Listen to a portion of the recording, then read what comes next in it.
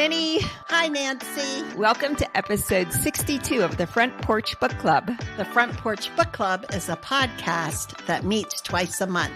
We like to dig deep into the relationship between characters and the worlds they live in. Grab your book and iced tea and join us on the front porch. Lenny. Today we interview Dr. Jennifer Bain. She's a professor of musicology and gender and women's studies at Dalhousie University in Halifax, Nova Scotia. We invited Jennifer, as she invited us to call her, to join us on the front porch to discuss Hildegard of Bingen. In our September book, The Rabbit Hutch by Tess Gunty, the protagonist, Blandine Watkins, is obsessed with Hildegard and relies on her writings to help her make decisions about life. We wanted to learn more about Hildegard, and Jennifer was the editor of and contributor to the Cambridge Companion to Hildegard of Bingen, published by Cambridge University Press. So we knew she would be able to help us learn more. And boy, did she, Nance. She is knowledgeable.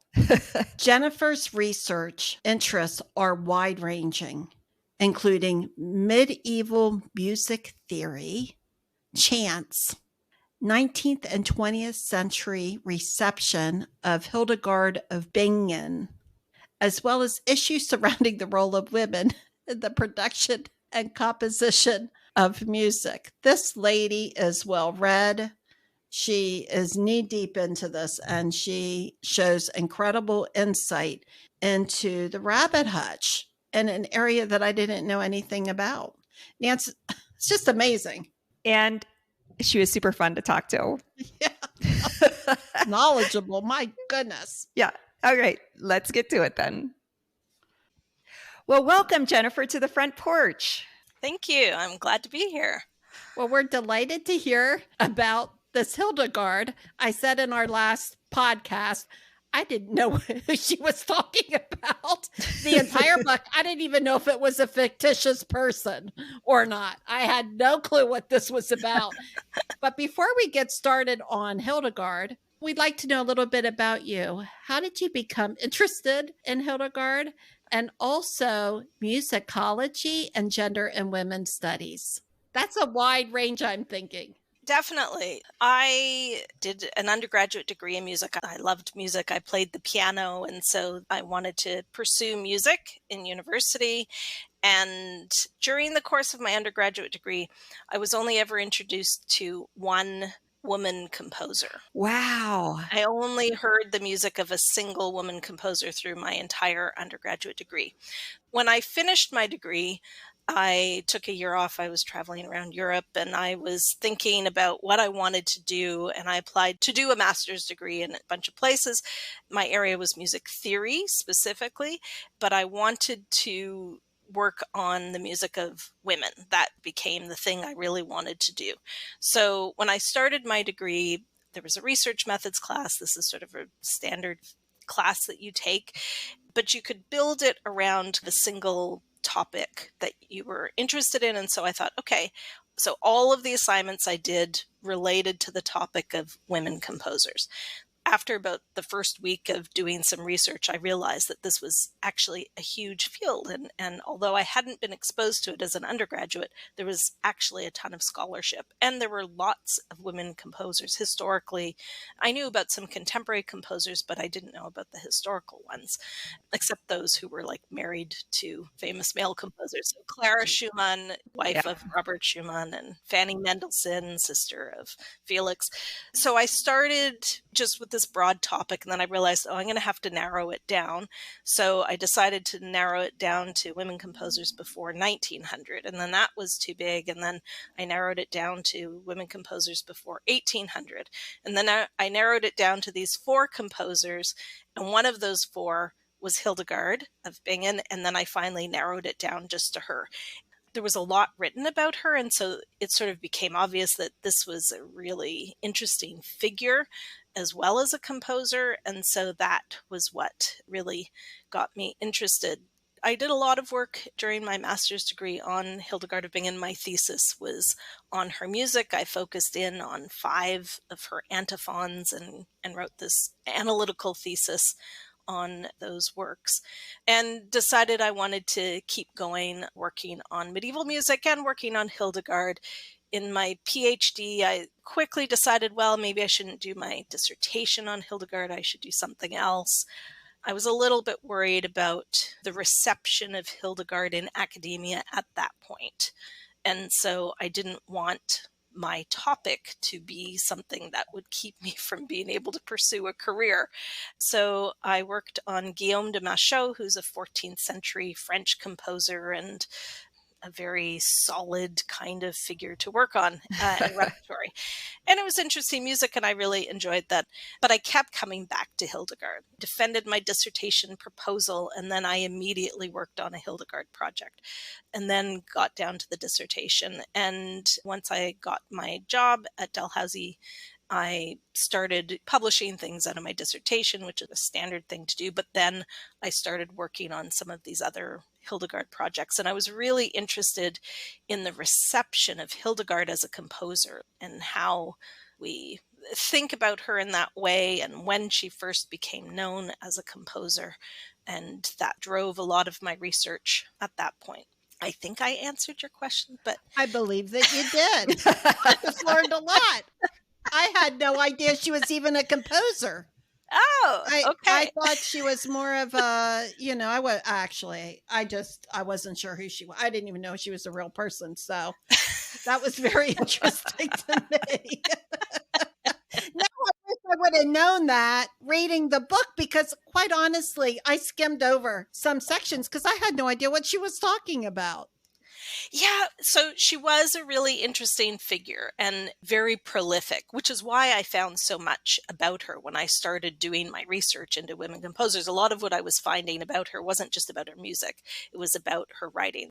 She was a mystic. She wrote these 3 large books of visions that are also referred to as theological work.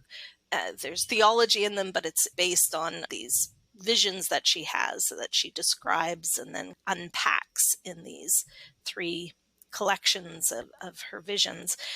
But she also had this interest in the natural world.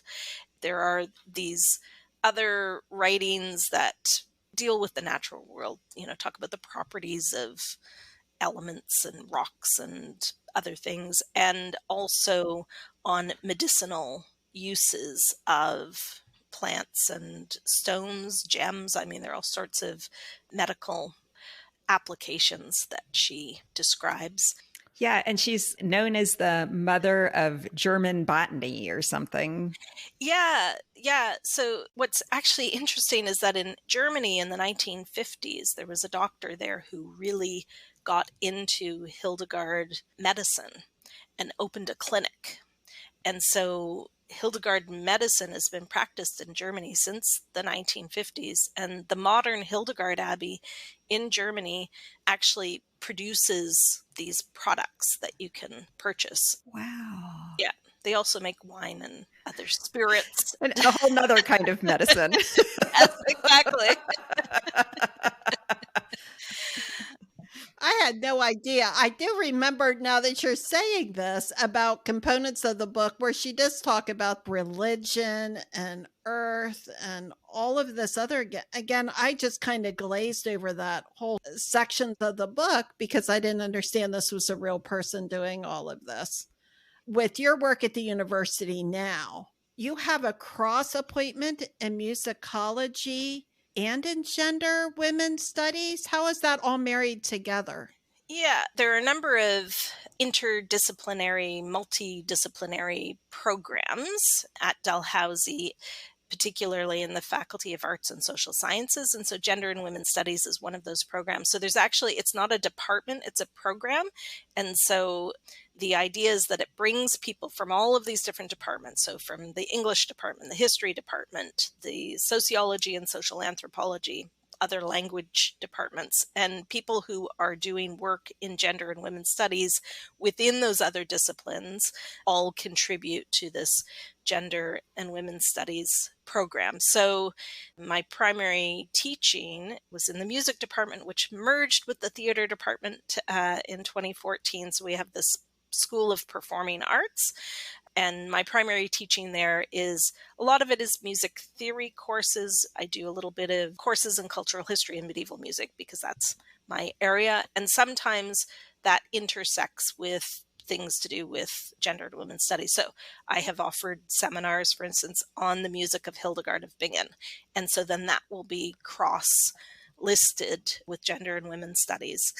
And I've also taught a course, sort of a more general course on women in music or gender women in music. And so that's been my contribution to that area. So who was the woman composer who you learned about as an undergraduate, the one woman composer? It was Laurie Anderson. Oh. Yeah, she's kind of a crossover artist in that sense because she's alternative pop music or contemporary music. Yeah. But she's kind of an avant-garde composer as well, and is really interested in electronics. She's still performing, still producing. Yeah. So I shouldn't be talking about her in the past tense.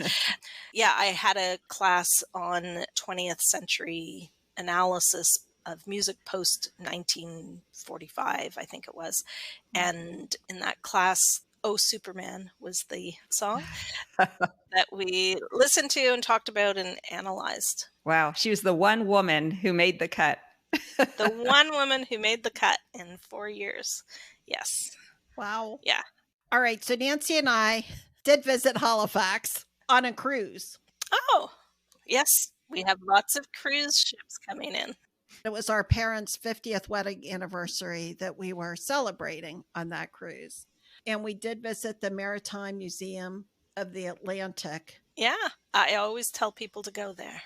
Yeah. It was so interesting. And they had the exhibit about the Halifax explosion, where a French cargo ship ran into a Norwegian vessel, and the French cargo ship was filled with explosives. It exploded, and the explosion and the fire killed 1,781 Halifaxers. I do not remember this from the cruise. I actually looked up that number. Yeah. And injured about 9,000 others. And then the museum also has a permanent exhibit on Titanic, since the bodies of the people who did not survive the sinking were taken to Halifax. That's right. Yeah. People from Halifax are called Haligonians. So there's a new word for you. That is great. Yeah, and those are the two exhibits that I always tell people to look at, because I think they're really well done and they're really interesting. And yet the Halifax explosion is, like, every year on the anniversary, it's commemorated in Halifax. It is a really big deal here. It certainly had a big impact on the city. The issue about the bodies from the Titanic, but also from the Halifax explosion, what I found really interesting was the story about, I can't remember the name of the man, but who was like the coroner or an undertaker or something, who set up this process for recovery and identification of bodies following a catastrophic event like that. The place where the bodies were taken is the basement of a school on Chebucto Road, which is just like a 5-minute walk from my house. And it's the current location of the Maritime Conservatory of the Performing Arts. And there's actually a little recital hall in there. So I've been in that building many, many, many times, but I never want to go into the basement. It seems like a creepy place to go. I don't blame you there.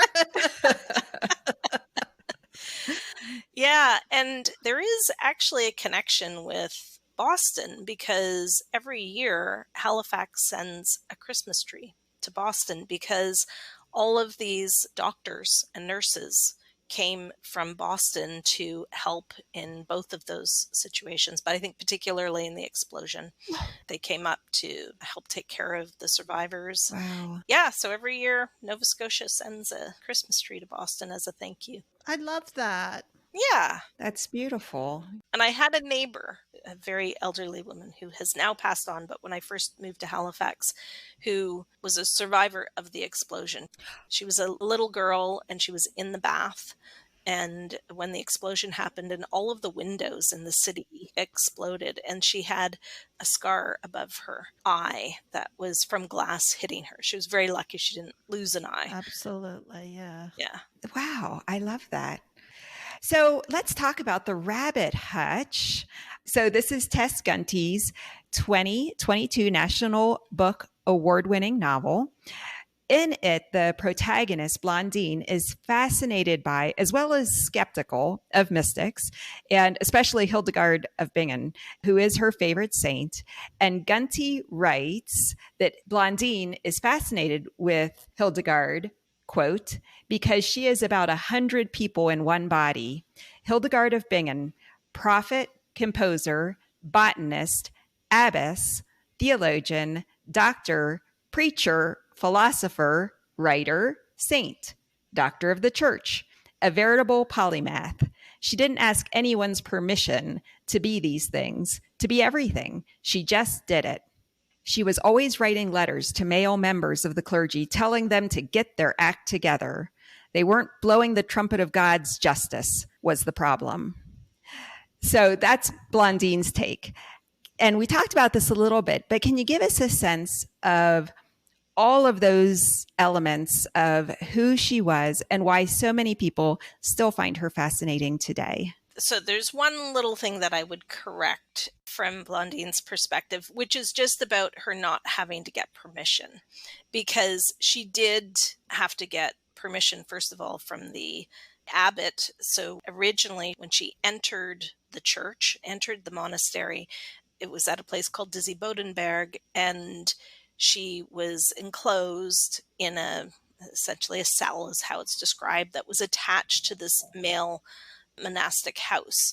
And so she had to seek permission to continue to write once she started, and had to seek approval from authorities in the church to keep writing.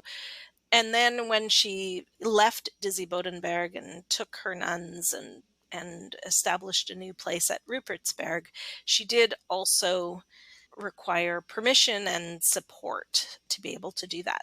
She couldn't just completely do her own thing. But certainly, I think the appeal of Hildegard for people today is that it seems so unlikely. Basically anything before 1900 in terms of what women's rights have been and opportunities, it just seems so unlikely that you could have this person who could do so much during that time period, that she was able to actually pursue all of these different activities. And she has been popularized in some circles, even though Linny hadn't heard of her before. No big surprise there. This is way outside of what I do every day. Sure. But there is the New Age movement in the US has really appropriated Hildegard. So if you were really involved in the New Age movement, you probably would have read about her. There's a writer called Matthew Fox, who's like an ex-priest who has written a lot about Hildegard. Yeah. And so I think also this idea that somebody could be so knowledgeable and interested in both the natural world, but then also this very like serious academic writing, and then having this direct connection to God. I mean, she's just really interesting for people today to kind of contemplate somebody who could do all of those things and do them all so successfully. So I'm curious, what do you think are the components that she had in her that she was able to do all of these things? Did she marry and have children? Was she single? How did she accomplish so much? I'm just happy to grab a breakfast bar in the morning and get through my day. And other people feed me. I can't even imagine. Yeah. What did she have in her that got her to this point? So she did not marry, right? Because she was a nun. And in the Middle Ages, not marrying had lots of advantages, right? You were probably going to live longer because there was no threat of dying in childbirth. Yeah. So there is that. I mean, I think she clearly had some inner strength and drive, because she didn't have to do all of those things. It was enough to lead this community of women. And she was the leader of the community of women even when she was at Dizzy Bodenberg, because that group of 3 people who entered in 1112 grew. People heard about these devout women, and other women came and joined them. So there was a larger community of women living there, and she was leading them. And, that would have been enough. But I think part of what she was interested in doing was thinking about training the nuns, actually, who she was in charge of. And that is a big part of what leading, like for an abbess or a prioress, that's part of what they need to do, is that they're educating and leading and frankly thinking about the salvation of the women in their charge. But she took things to a much further degree than most people. So I don't know exactly what drove her. She certainly gives all the credit to God, that God told her to do these things and told her to write, and that the melodies came from God. And so that's where she attributed it. So Hildegard's background, she came from a noble family, didn't she? Yes. And so what would her education likely have been as a young noble woman? So she entered at Dizzy Bodenberg when she was 14. Wow. Which was that stage, like you could be married at 14. Yeah. So you were considered an adult. There are some biographical writings about her, some of which we think she wrote part of. But her parents, when she was quite young, 4 or 5, promised her to a life in the church. So it's not such an unusual thing. Mm-hmm. Certainly they would have larger families, and thinking about the way people inherited, they had to find places for their younger children to go to. Yeah. So with the daughters, either you would marry them off or you would find a place in a convent for them.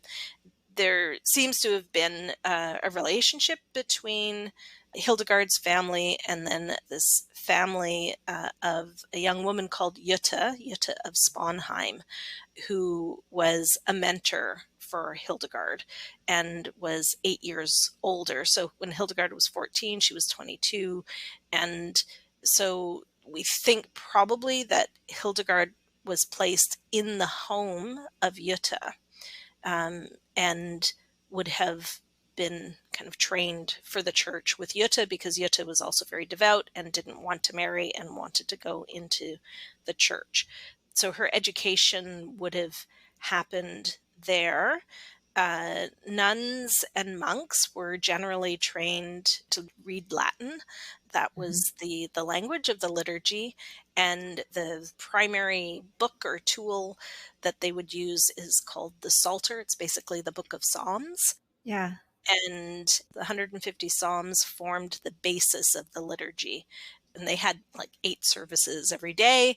And so you would go through the Psalms. All 150 Psalms would be recited every week. Some of them were recited daily. So it was a core to the liturgy. You really needed to know the Psalms. So that is what would be used to learn how to read and how to learn Latin.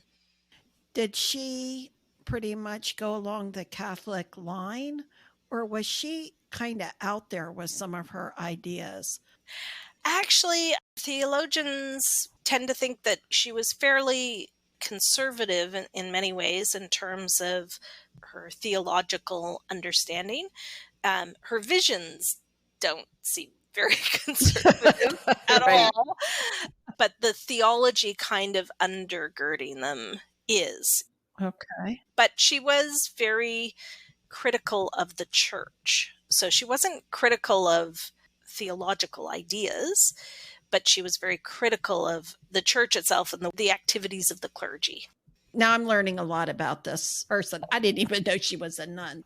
Linda, did you read The Rabbit Hutch? Like I said, Nancy, when I read it, I'm like, I don't know who she's talking about, and I don't understand what she's even saying. Like, this stuff is, now I know it's written in the 1100 and some. Now I understand why I can't read it. I can't read stuff that was written 100 years ago, So, okay, so now I understand all of that. If somebody was interested in learning more about Hildegard, where would they start? It partly depends on how serious you want your reading to be. So I can't help plugging the Cambridge Companion to Hildegard of Bingen. Yes. Okay. So if you want to do, some serious grappling, it is intended for maybe upper undergraduates and graduate students. But if you want something that's a little lighter, but would still give you a good sense of who Hildegard was and all the ways that she produced work and lived her life, there are two books that I would recommend.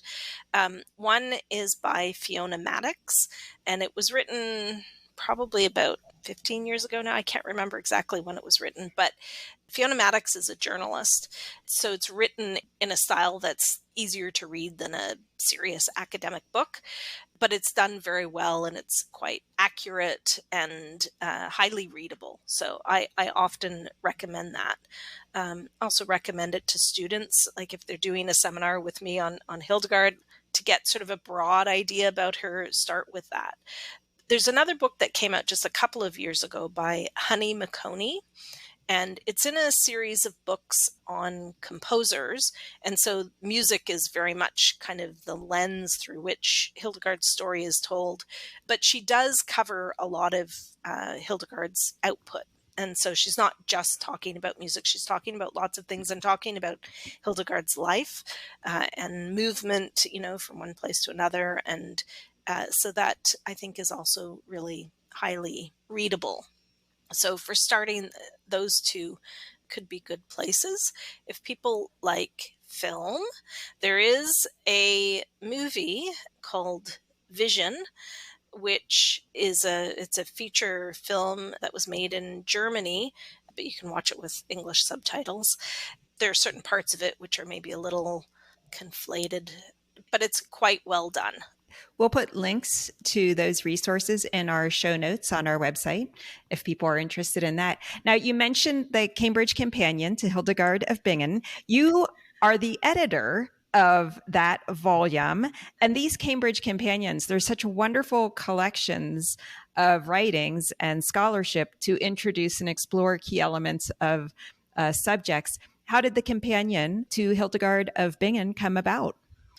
I published another book with Cambridge, and that was on this reception of Hildegard and looks at the 19th century. What did people know about Hildegard in the 19th century? What did they think about her? People started to look at her music first in the 19th century. And so I kind of trace that movement and all the different players involved in trying to, in some cases, revive Hildegard and revive the commemoration of Hildegard actually as a saint. So she wasn't officially a saint, but she was locally known as a saint.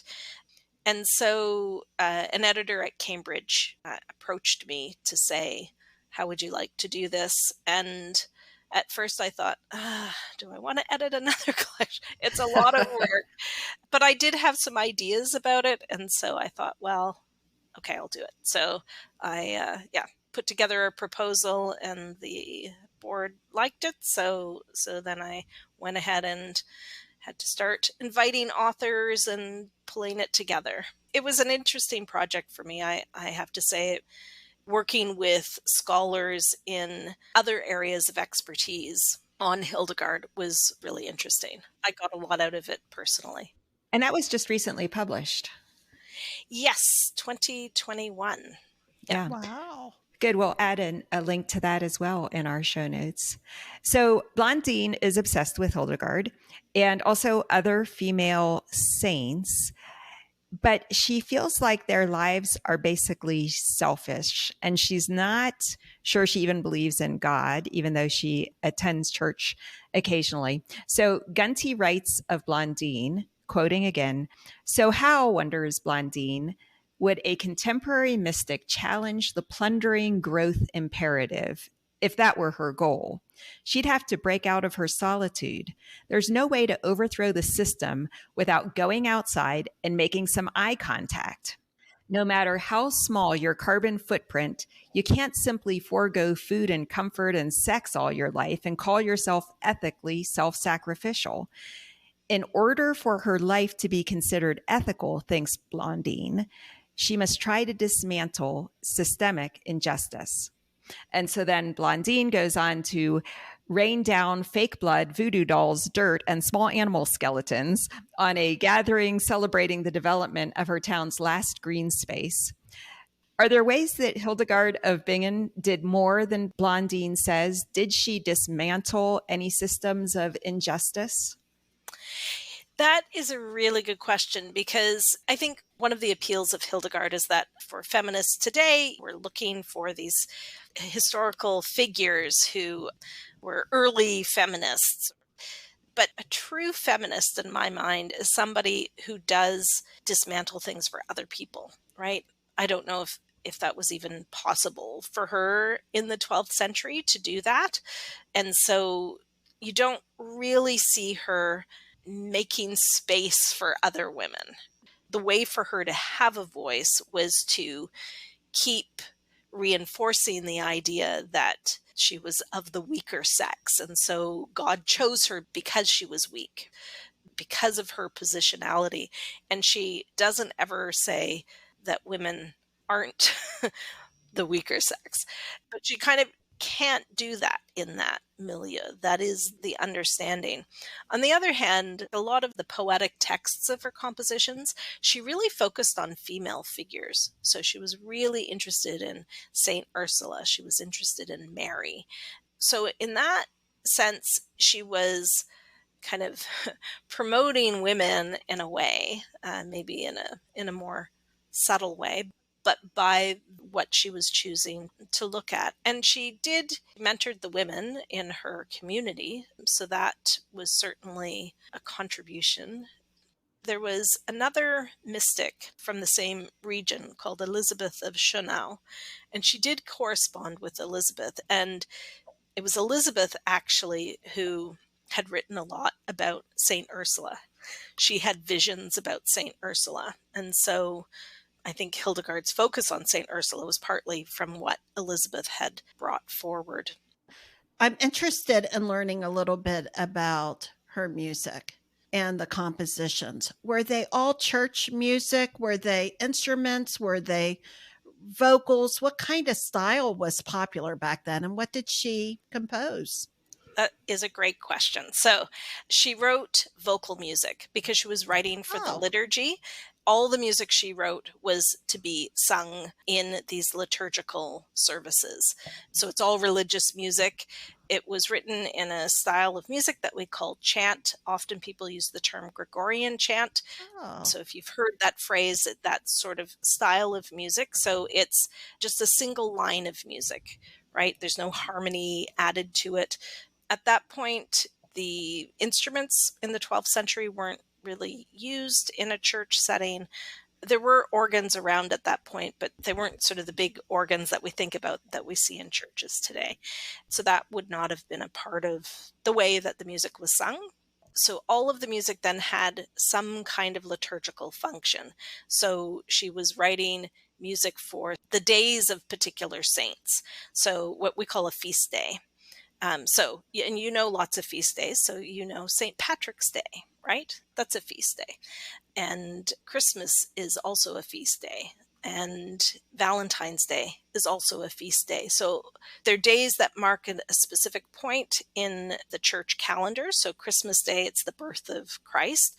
If it's for a specific saint like Patrick or Saint Valentine, those mark the death day when they're born into heaven. That's the idea. And so on those days, you would sing texts that celebrate that particular saint or that particular event. So that the words in the texts will reflect something about the saint or about the event. So you can think about various Christmas hymns, probably something like, "Unto us a child was born." Okay, so that's a Christmas Day hymn. Easter, he has risen. You sing that at Easter. You're not going to sing that on Valentine's Day. So the texts reflect the point in the church year. And so she wrote chants, as I said before, for St. Ursula, also for Mary, the mother of Jesus. But then she also wrote for some local saints. So St. Disibod, the place where she first entered Disibodenberg, was named after St. Disibod, and she wrote some chants for him. For St. Rupert, she was at Rupertsberg, so she wrote some chants for St. Rupert. She also had some chants for angels. So the style of her music was very much grounded in the style of music from that time and of liturgical music. Her pieces, they're often longer, and they're the relationship between the text and the music. She wasn't as concerned with structure as most other composers of music at that time were, of liturgical music. So she wrote hymns. That was a genre of music at that time. And you'll know if you've ever sung a hymn or sort of a popular song that has multiple stanzas that are sung to the same musical line. Right. Hers never quite line up. Like one stanza will have 20 syllables and the next stanza could have 35 syllables. Like sometimes they're really quite widely varying. So that means that the melody has to be adjusted. So it's written out and it's adjusted. So it's a little more florid and sounds sometimes a little more improvisational than other music from that period. I love that idea of feast days commemorating when someone dies. It seems like the thing we do now is we post on social media, remembering the death of a loved one. But how about we just all sit down and have a big feast to commemorate loved ones who have died? That's like, what a great way to celebrate someone being born into heaven, right? Yeah. Yeah. I don't think they had feasts on every feast day, but yes, but it is a lovely idea. And I do think about that too. When you're commemorating somebody in your own family and you're thinking about them on the day that they died, it would be lovely to do something, have a toast. And yes. Yeah, I like that. Yeah. What are you working on now? I'm working on a couple of things. So I'm doing another Hildegard project, and I'm working with another musicologist and with a computer scientist, actually. And so we've created a data set of all of Hildegard's melodies, and we're doing some computational analysis of the melodies to look at how her melodies work in comparison to a data set of melodies from the time period, sort of more generally, to see if we can get at some really specific features that make her music and different from the general repertory. And do you also expect to find some composers who influenced her as well? That's a little trickier, partly because a lot of this music is anonymous. Okay. Right. So that's a little harder to find. I did publish actually a couple of articles that talk about the music of Hermannus Contractus, who was a composer in the century before Hildegard.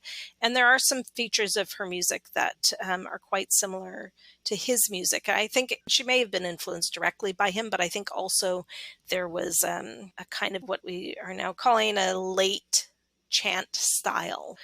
So that spends a little bit more time on certain intervals above the main pitch of the chant. Where do people find what you're working on? I would be really interested to hear what you find with samples of her work and then comparing them to other. Where do people get access? Is this online somewhere? That work is still ongoing. Right. And we've given a couple of conference papers on it, and we're doing a conference paper in November on that, but we do plan to publish it. So it should be available at some point. And my colleague, Kate Helson, she's at the University of Western in Ontario, and she's published a little bit on some of these computational analyses of chant. Is she the computer scientist then and not the musicologist? Or? No, she's the musicologist. And so there's a computer scientist, Mark Daly, who is also at Western, and he's been working with us. Where's the best place for people to keep up to date with what you're working on? So one of my other projects is something called the Digital Analysis of Chant Transmission, or DACT. And one of the things we're doing is a fragment campaign. So if people have a manuscript fragment of chant that's hanging on their wall and they want to learn more about it, then they can contact us and send us a picture. And we are posting these with their permission on a site called Fragmentarium. What we do is we give you information about your fragment, and then we post this and we do a catalog of all of the chant that's on the page in something called the Cantus database. It's like Antiques Roadshow Yes. for Gregorian chants. Exactly. I love it. Yeah. We have a Twitter handle, which is DACTF for fragments. So on Twitter, we have stories about different fragments and send out a call. We also have a website. It's dact-chant.ca. And there's a link on there. It says submit a fragment. So if you want to find out more about that, you can look there. Oh my goodness, that's amazing. I love it. I had no idea. This is opening up a whole new world here for me. I had no idea. Thank you for sharing your knowledge with us today on our front porch. It's been very fun. Thanks for having me. Thanks. Bye-bye. Bye. Nancy, I think I probably need to go back and read this book again, because I didn't read part of the book, to be honest. I glazed over sections that had to do with Hildegard. I didn't understand it. I was confused by it.